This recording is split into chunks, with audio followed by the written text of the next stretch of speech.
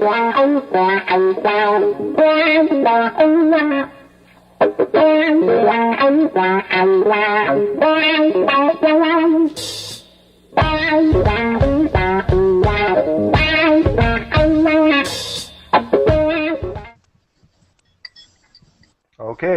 All right, we're on. Great.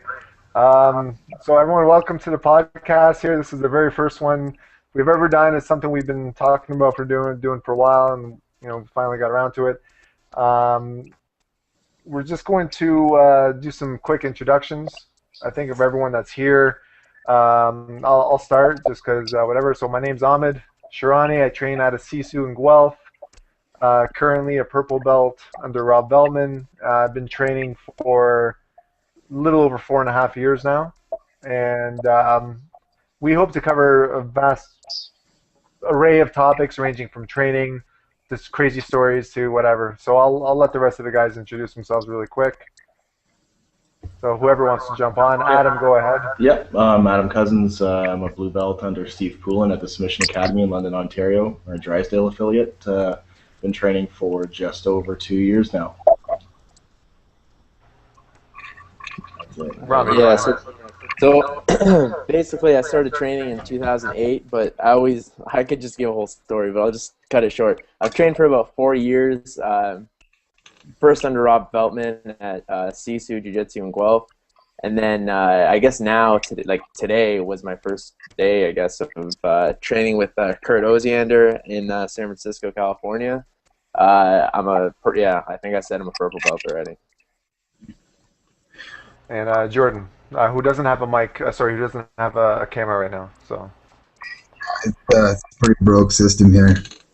I'm Jordan Short. I am a purple belt under Rob Veltman. I also train at Sisu in Guelph, and I've spent probably about 5 years training there now, tapping guys like Ahmed and Rami left, right.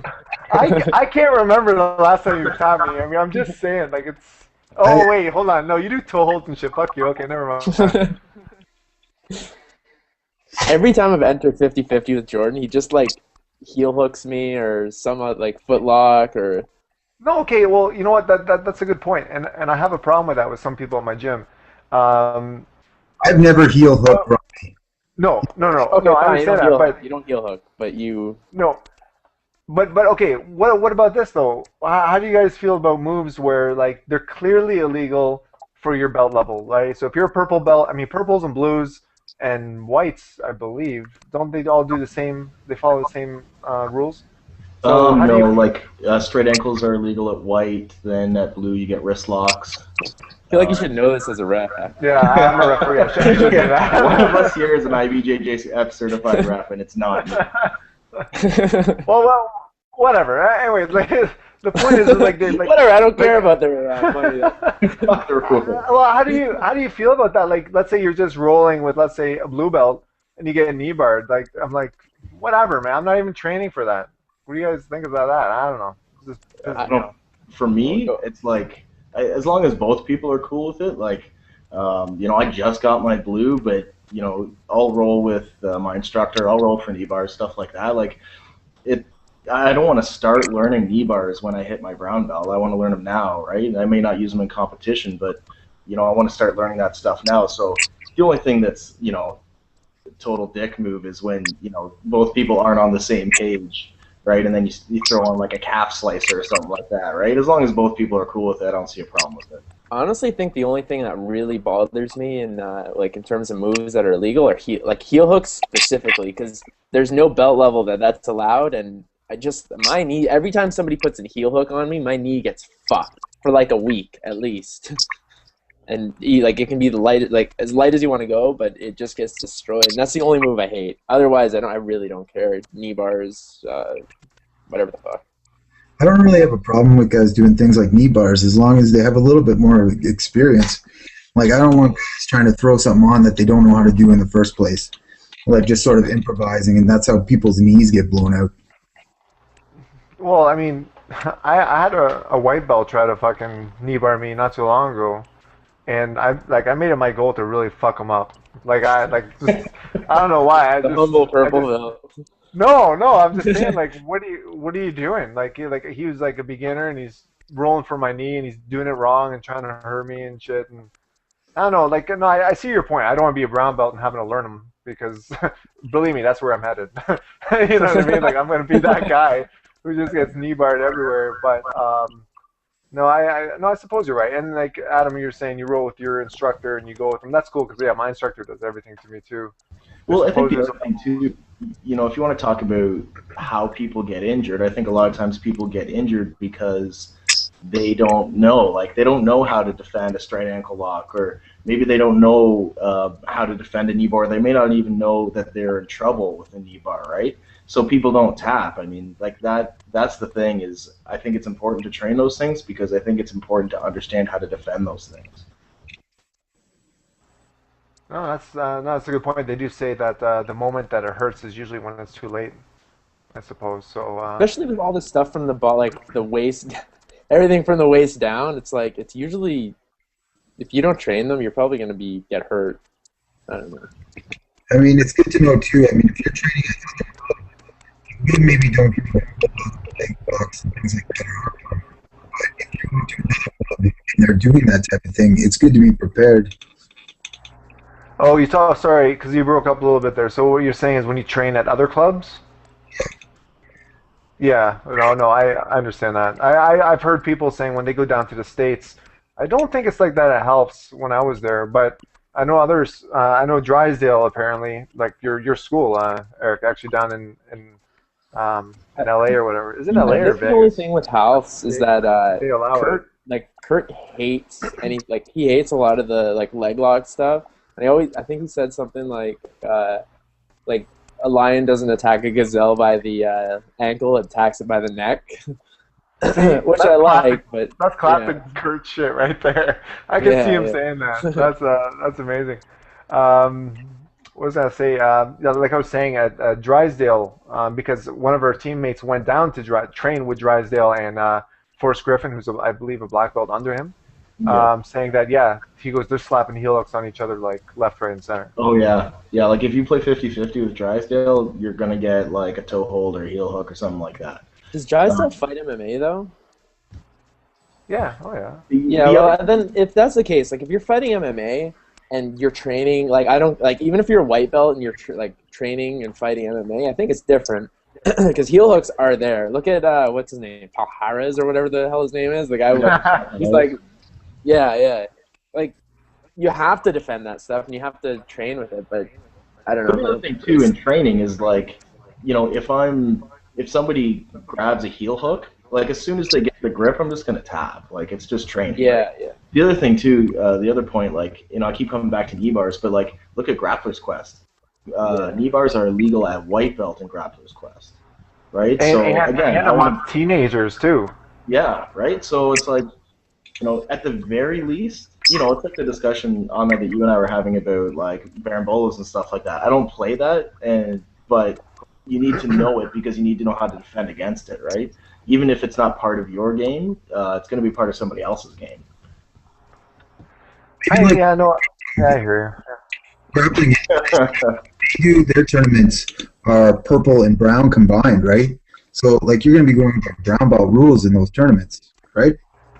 you. Yeah, absolutely. Yeah, no, if it's brown and purple mix, you follow the higher belt ranking rule set. Yeah, and I've seen that happen. I guess, I guess it's my own chicken way out of saying like I'm not good at them, and I don't like them. You know, just you know what I mean. If there's no, yeah, Like the rolling knee bar from Bottom Turtle, I use all the time. I've even used it in tournaments. Don't finish the knee bar, but just use it as a sweep from Turtle, right? I think, especially knee bars from the bottom, like going for those positions opens up other positions, even if you're not going to finish that sub.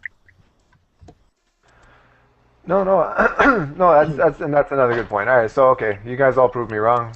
I But you think. know, like just kind of going back to the Grappler's Quest thing, like, do you guys even think it should even be allowed that white belts are able to do knee bars? You can really like, there's some white belts who have done knee bars to me, and I'm just like, it's awful. It's like a reap, like what is it? It's like a twisting reap, and it's like they're not doing it right at all. Like they could really hurt somebody. Yeah, like, and that's the thing. I guess to my in my mind, that just gives more credence to the fact that people need to learn them because they need to learn how to do them properly. Because and I was having this discussion with a friend yesterday who's an occupational therapist. A knee bar is biomechanically identical or the equivalent to an arm bar, right? Just with the legs. So when done properly, there's no reason that it should be dangerous, providing the person that does it knows what they're doing. The person that defends it knows what kind of danger they're in and knows when to tap. If as long as those two conditions are met, I don't see a problem with it. Well, something like knee bar there. Sorry, go ahead. No, I was just gonna say that leads on to a whole another topic, and that is knowing when to tap, and especially with knee bars.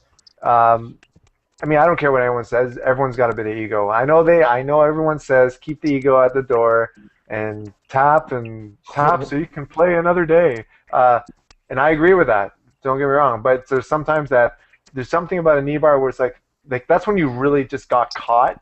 In my opinion, anyway, you just got caught, and sometimes you don't want to tap because you were just dumbing completely the whole time. And I'm talking like tournament or rolling or whatever, and you don't want to tap. You know what I mean? Like and a knee bar is dangerous for that because it's one of those moves where you can actually. I've been put in a knee bar, and I'll admit I didn't tap until I heard a pop, and then I tapped, and because my ego got in the way of it.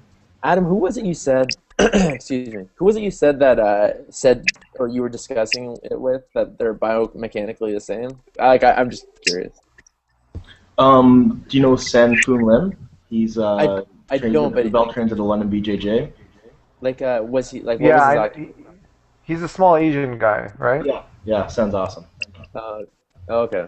Because the only I guess I'm not qualified to say anything, but the only thing I can say, or like just from experience, is that when somebody has a knee bar on you, the way their hand or their hands are on you, or the way that they're gripping onto your leg and trying to retch or what is it, like just pull back.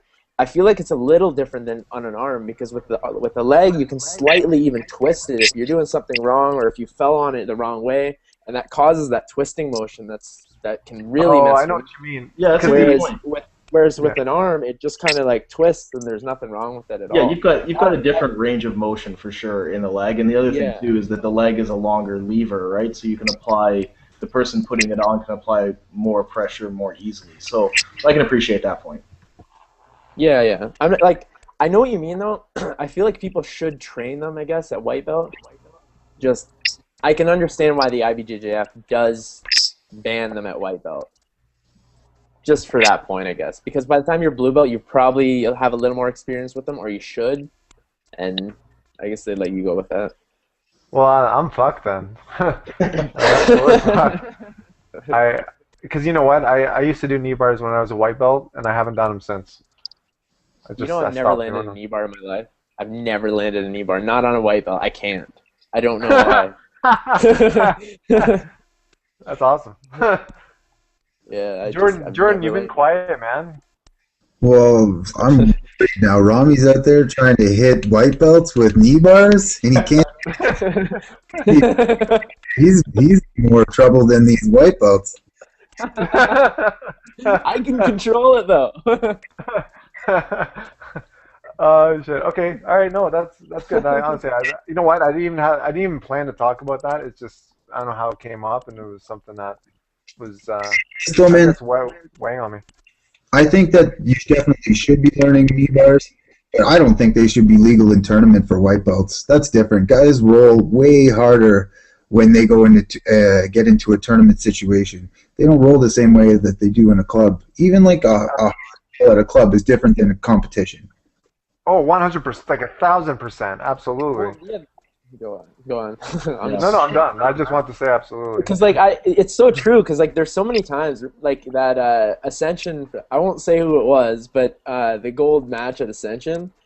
At the end, because I came like this close to choking it, like getting choked out. And when he did, he was like pushing his face. He was like gouging my eyes. It was like I had scratches on my face by the end of it because of how brutal he was.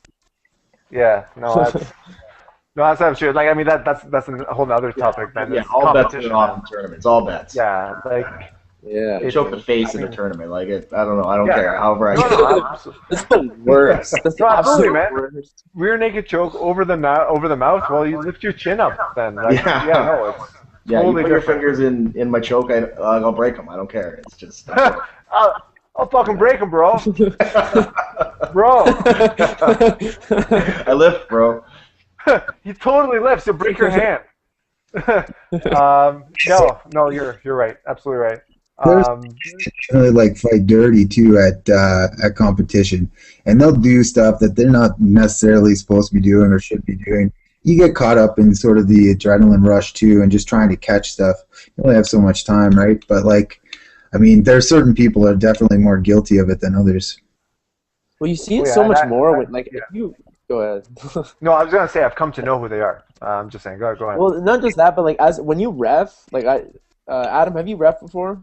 No, I haven't. You know? When you ref, you just start to see how dirty some people are. Like there's so many cases where it's like it's almost like little tactics that they've picked up to delay a match, to make it more yeah. difficult for the ref, to give them a slight advantage. I remember one case in particular with this one guy. I guess we should leave names out, but he No, you name names. We don't care. Name names. he I want to not name names. You can. All right. If I recognize it, I'm gonna name it. All right, go ahead. All right. To San Fran to get them. Yeah, I guess you're right. And I don't give a shit, so whatever. All right, go. But they, but it's like I stopped the match because they went out of bounds. The grips were like, they were actually engaged fully. Like it was pretty much like he had like one guy was in the other guy's guard, but I guess the guy who was in a guard, he didn't want to be there. So when I reset them, I'm like, okay, guys, start from the center, start where you were, and then he just wouldn't. He'd grab a hold of his pants and he's like, yeah, I'm ready. And he did that for like a good 2-3 minutes. Well, not 2-3 minutes, but it was much longer than it should have been. And then after, when I say you have to go inside his guard, he lets go, stands back, and he's like, okay. And then he walks back in. And it's like, it's those little kind of things where, I don't even know where I'm going with this. But it's like those kind of, those little things that I find people do that are just dirty in tournaments where it buys them a couple seconds, it lets them breathe a little more. I brought up Leandro Lowe a little while ago. He's the best at it. That guy ties his he's belt for a amazing.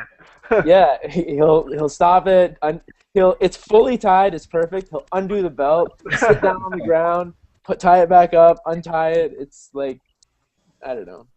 No, you're right. I That's see hard, but during stand-up especially, a lot of guys like to put their forehead in the guy's eye socket or in the jaw. You see that all the time. Like just totally different. That's why, yeah, it's a different animal. You're right. Competing is totally different, and those who don't compete, I think they're doing themselves a disservice. I mean, even if you only compete 2 times a year, just get out there and do it, because being a club warrior. No, I'm just saying being a club warrior isn't going to do it for you. That's all I'm saying.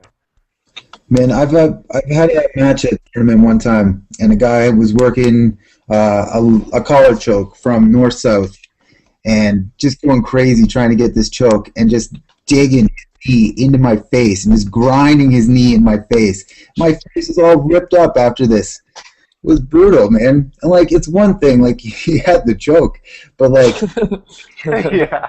he knew what he was doing too. You can't pretend like, oh, like I'm just trying to get positions. Like, no, your knee is in my face. yeah, you're just being a dick. Yeah. At that point, yeah, you're right. You are being a dick. You know, I don't think I ever really do any of that dirty stuff though when I compete. Like I'm a little more never do. aggressive, but I never put my knee in their face. I don't post my hand on their face or anything like that. No, but Never. there's like I don't know. Maybe my perspective is a little bit different, but like in a tournament, if I'm going for like a collar choke from the bottom, right? So there was a tournament. What was that? Niagara in the gi. From the bottom, I had like bottom half, and I had a deep collar grip, and I was going for the cross collar, and the guy tucks his chin, like I don't in the club, right? I'll readjust or go for something else, but I got 10 seconds left. Like I'm gonna probably just grab the back of your gi and use my forearm to peel your face up and try to put it in. Yeah, right? that's different. Like I don't think that's dirty though. That's No. just like they have a choice in that case. But if you're about to choke somebody and for no reason you're putting your knee in your face, like just grinding it in there, I don't know. I don't think it's just insult at that point. I'm gonna choke you out. Here's a knee. So then, just talking. So then, no one. So okay. So that's Adam. So that's what you would do. That's considered dirty, which, in my opinion, really isn't. Rami, you said you haven't really done anything that you would consider dirty at all, I suppose. Myself, just looking back, have I done anything purposely dirty? Like, I mean, I'll be honest. Like, there is times when I have flat out stalled. Abu Dhabi Pro Trials. I was severely underweight for that division, and I even looked at Rami and winked at him like, "Hey, look, I'm stalling," and I won. Like, so I've done that. What was funny though? I still remember that match because he was telling me about this thing. I don't even remember. It was something like keeping your hips around, keeping them kind of loose off the ground, so you're a little more mobile. I was like a fresh. Holy hell. I was a fresh blue belt at the time. So when he told me that, I was like, oh, that sounds like a good idea. And so he goes and competes, and he does it the whole time. It's like he was demoing the move for me in a tournament. Yeah, stalling 101. Anyway, that's that. Jordan, any guilty? One time, like Jocelyn's years ago, it was like white belt. I think it was like shit, that's old school. Jocelyn's, that's old school. And in like, was it semi-final match? I slammed, and at the time, I think What? That's big. That's huge. It's all bad for stalling. Man, like I didn't think that I slammed, and I was like, oh shit, like I don't think that I did, and then I apologized anyways and everything. And then I saw the video after. I'm like, yeah, that was definitely a slam. You were pissed that the guy put his knee in your face. It wasn't like a big. He was working like an armbar, and I didn't like slam. I kind of just let us both go to the ground harder than maybe we needed to go. But like, I mean, I wasn't thinking I'm gonna slam this guy. It was just one of those inadvertent things. You drop him too high. Dude, that's kind of I don't know. Like I get like we don't want to slam people because spinal cord injuries and all that stuff. But at the same time too, like there's no especially with people that jump guard. Like I'm a guard player. I pull guard a lot, but I don't jump guard. But for people that jump guard, there's no onus whatsoever on the person doing the jumping to protect them, even themselves. Forget the person that they're jumping onto. But the person that is being jumped guard on has all of the responsibility to ensure that both of them get to the mat safely, right? And then, the person on the bottom can be trying to do anything, choke you, break your arm, all that same stuff at that time, and all you can concern yourself with is I can't slam them, right? And it's a weird imbalance in my opinion. Oh, no. Especially jumping, slamming if that happened, Ahmed. What's that? Would you guys call it like? Is that how it is? If somebody pulls guard and they actually like, let's say you pull guard on me and then I just naturally fall to the ground, would that be considered slamming? A lot of times, it's tough. I mean, has it been called? Have you like perspective? But I've seen that happen where somebody jumps guard, the guy on top just loses balance, and they both go down to the ground together, and the guy gets for slam. No, Adam's absolutely right. It really depends. Like if I jump guard on you and I pull the back of your head and we both fall, fair game. If I jump guard and I can see the guy who's standing up kind of loses balance, you see it all the time, and they both fall, that's fair game. But if I jump guard on you, hanging off you like a koala, and you just want to shake me off, and fall on top of me, no, I'd call it for slamming. It really depends. Yeah. But some referees won't. They don't care. It's different. That's just me. As someone with like a highlight reel of guard jumping, Jordan is like the best guard jumping guy. That's all he does. I mean, I prefer it personally, and I do understand like there's like kind of a gray area there too, where you could get called for slamming a guy who jumps guard on you if you go down too hard. But I mean, I take a lot of responsibility when I do it. I've gone down pretty hard a few times from from jumping guard, and like a guy just lose balance, and absolutely, you come down hard on the back of your neck, things like that. I've had that happen a whole bunch of times, and I mean, it's definitely a risk. I think the guy that's jumping guard though is probably at more risk than the guy that's getting jumped on. Oh, for sure. Yeah, for sure. I agree with you. But anyway, so as far as guard pulling goes, and as far as slamming goes, and whatever, I've rarely seen anyone get DQ'd for that. Like rarely ever. The common scenario is what you explained to us earlier, Jordan, where a guy is being arm barred or triangled or whatever, and he flat out slams him. Like I saw that. Actually, just recently, Patrick O'Halloran was at the FILA a couple weeks ago, the FILA World Championships or whatever it's called, and he was losing. He lost the match, but the way it works, I don't understand much about what FILA is, but it looks like all disciplines are kind of meshed together in this one grappling extravaganza, where it's like a judo black belt can face a jiu-jitsu purple belt. Like they just put them up. So anyway, there's no skill level. It's just weight classes. There's gi and no gi grappling. It's just straight up grappling. Yeah. So he was with a judo guy, black belt, I believe. And anyway, he got a clinic ran on him on standing, which is understandable. And every takedown's only worth 1 point. It's a weird structure I've never seen before. Anyway, so out of desperation, Patrick jumped guard, jumped triangle actually, and he had it. He was climbing up, and it was on. The judo black belt straight up slammed him. Just slammed, just no big deal. Complete disregard, right on his head. They stopped the match, yelling. The coaches are screaming, and rightfully so. Sure enough, the ref just, I don't know what he did, stood them up, started them up again. It just kept going. So maybe that's allowed over there. I don't know. The guy on the camera was like, what the hell was that? Yeah, the cameraman. Everyone's like, what is this? Maybe it's a FILA thing. I don't know. But read the rules. Read the rules before you compete. That shit might be allowed. Yeah. So anyway, guys, I don't know about you, but we've gone. I think we've gone past our 20 minutes. That's for sure. This isn't even related to the original topic that we want to talk about. I don't even know what the original topic was. Well, we were going to talk about strange experiences. Yeah. This is good though, man. I thought we're going to be lots of pausing and stuff like that. This was pretty good conversation, anyways. I think we're obviously all passionate about the sport and the community, and I mean. Yeah, that's the only thing I've come to the conclusion. I'm not even going to speak. I can't speak. That didn't make sense.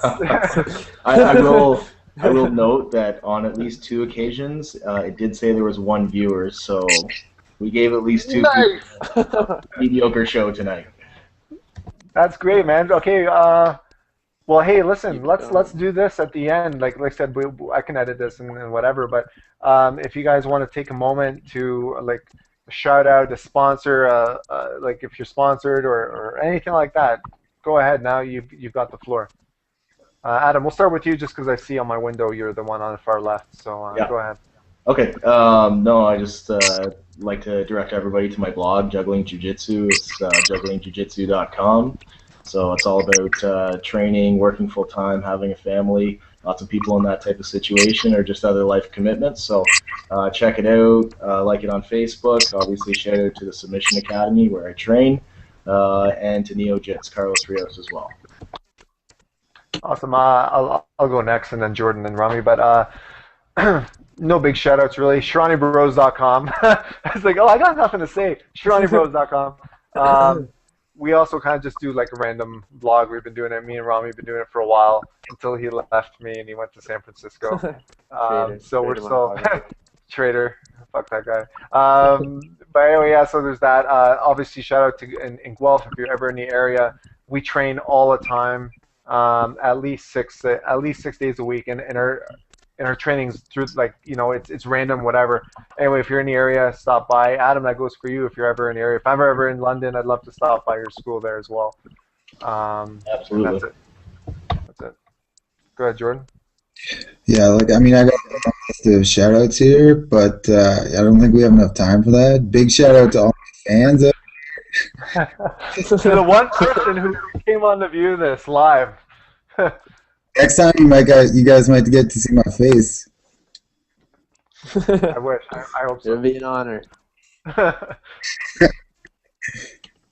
All right, Rami, go ahead. For me, yeah, I don't know. Same thing. StrongBros.com.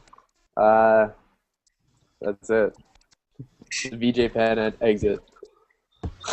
What? If you want to know anything, visit StrongBros.com. All right, guys. Sponsors. Yeah. All right, guys. That's it. That's it for me. So, Adam, you're the moderator here, so I'll let you shut it down, and we'll chat tomorrow. All right, sounds good. Thanks, guys. All right, guys. All right. Take care. See ya.